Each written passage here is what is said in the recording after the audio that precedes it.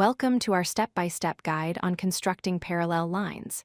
We will learn how to create a line that is parallel to another, using a method involving equal corresponding angles. This is a fundamental skill in geometry, and we'll break it down into simple, easy-to-follow steps.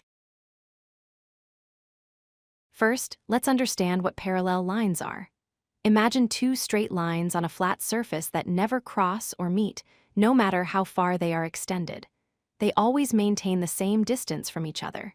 Think of the two rails of a train track. They are a perfect real-world example of parallel lines. Here is the problem we want to solve. We are given a single straight line and one point that is not located on that line. Our task is to draw a second line that goes through that specific point and runs exactly parallel to the first line. Let's get started.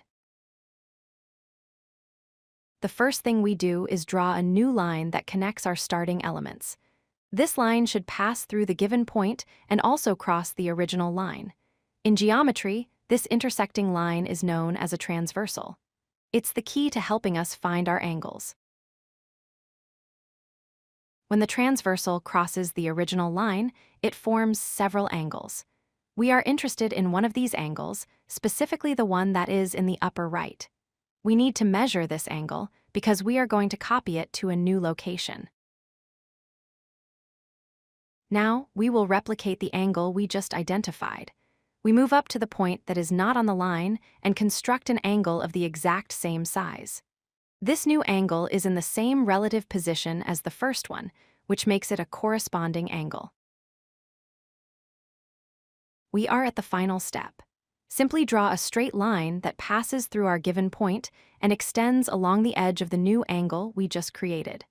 This line is guaranteed to be parallel to the original line. You have successfully constructed a parallel line. So, what's the logic behind this construction? It's based on a core principle of geometry known as the corresponding angles postulate.